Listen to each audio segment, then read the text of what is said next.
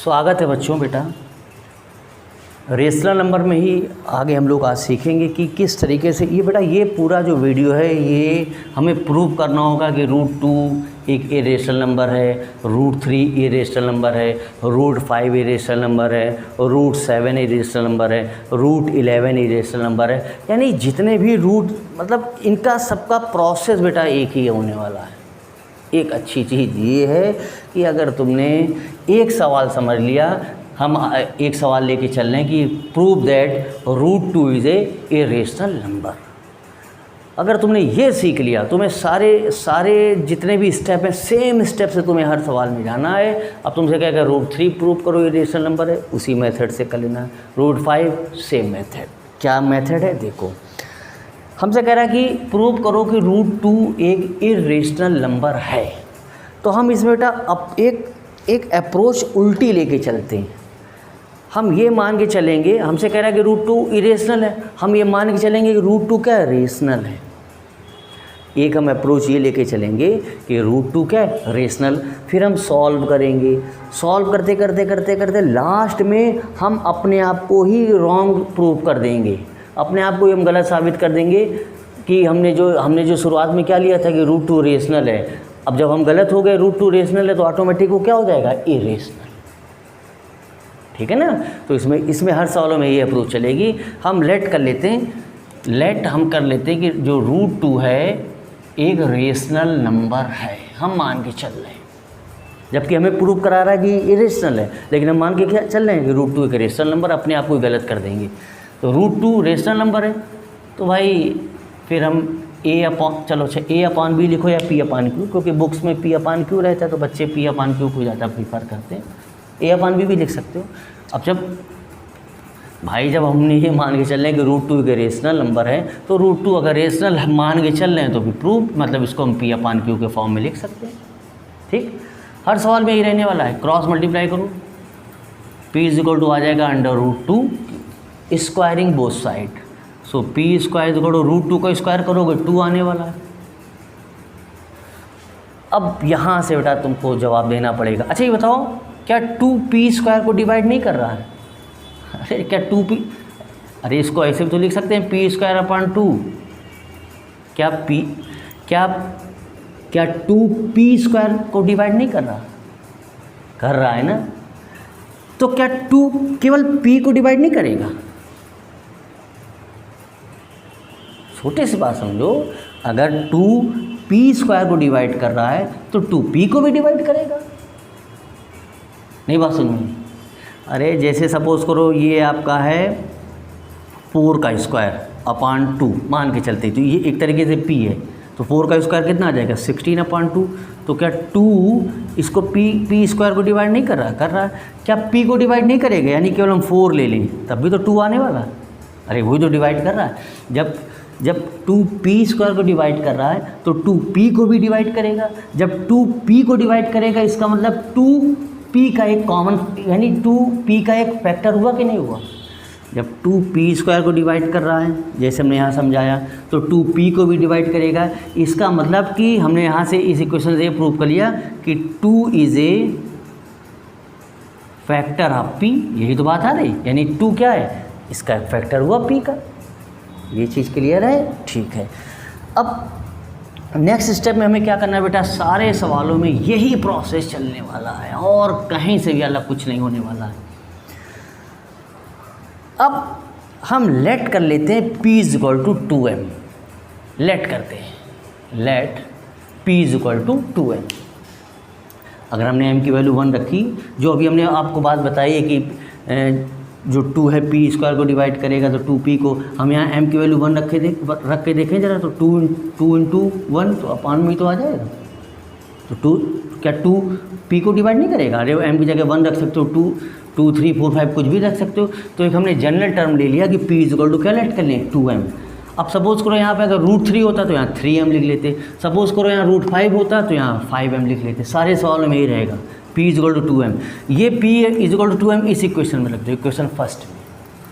तो जहाँ equation first में रखोगे P की जगह क्या, 2m का होल स्क्वायर = 2q², तो ये आ जाएगा 4m² = 2q², ये और ये कैंसिल हो जाएगा, सो आ जाएगा 2m² = q²। अब ध्यान से देखो जरा, क्या 2q² को डिवाइड नहीं कर रहा? कर रहा है। तो क्या 2q को डिवाइड नहीं करेगा? करेगा। जैसे p, अरे जैसे 2p² वो कर रहा था, p को भी उसने किया, ऐसे ही 2 किसको डिवाइड करेगा? q² को, तो 2q को भी डिवाइड करेगा। इसका मतलब 2 भी इसका फैक्टर हुआ किसका? q का। इसका मतलब हुआ कि 2 is a factor of q। इससे क्या मतलब हुआ कि p और q का कॉमन फैक्टर क्या है? 2। इसका मतलब क्या हुआ कि 2 is a common factor of p and q।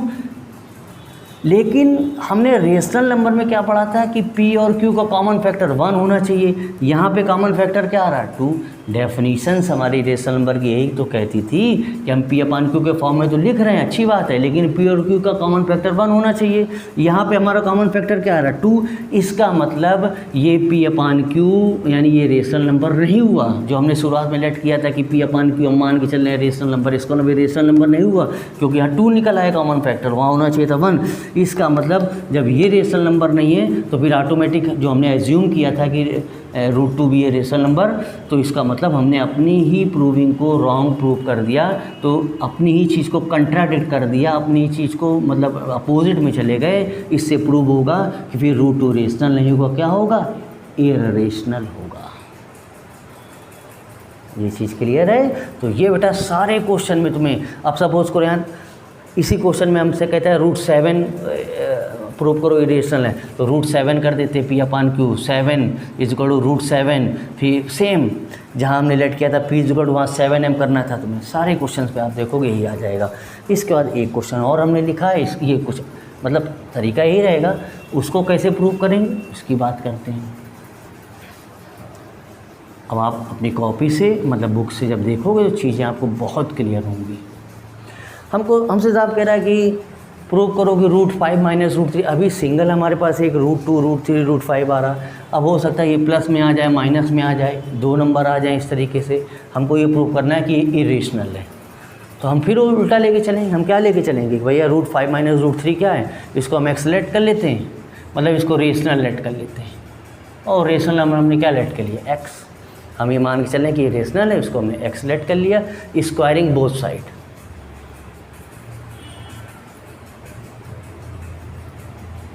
a² √5 का स्क्वायर 5, √3 का a² + b² - 2ab, तो 3 - 2 √15 = x²। ये तो जानते हो ना a - b होल स्क्वायर से, तो ये आ गया 8 - 2 √15 = x²। इसको उधर ले जाओ, माइनस वाले को, जो रूट वाला टर्म हुआ करे ना उसको शिफ्ट कर दिया करो। हर सवालों में करो, जो रूट वाला टर्म है उसको दूसरे साइड ले जाओ। x² को उधर ले आओ, तो 8 - x² = 2 √15। रूट वाला टर्म तो ले गए। अब रूट वाले टर्म के साथ में कुछ भी नहीं रहना चाहिए। यहाँ पे क्या है? 2 हो सकता है जो अगले क्वेश्चन सॉल्व करो वहाँ 3, 5 कुछ भी हो, तो वो टर्म यहाँ लेके आओ। तो 8 - x² = क्या आ गया? √15। अब देखो, अब यहाँ पे हम फिर चीज़ें बता रहे हैं, इसको सुनना। अभी तुमने क्या कहा था कि x क्या है? रेशनल। x क्या था? रेशनल। तो क्या x² रेशनल नहीं होगा? क्यों नहीं होगा? अगर 8 से इसको माइनस कर दें तो क्या वो रेशनल नहीं होगा? क्यों नहीं होगा? क्या 2 से अगर हम डिवाइड कर दें तो ये रेशनल नहीं होगा? क्यों नहीं होगा? यानी ये पूरा क्या है? रेशनल।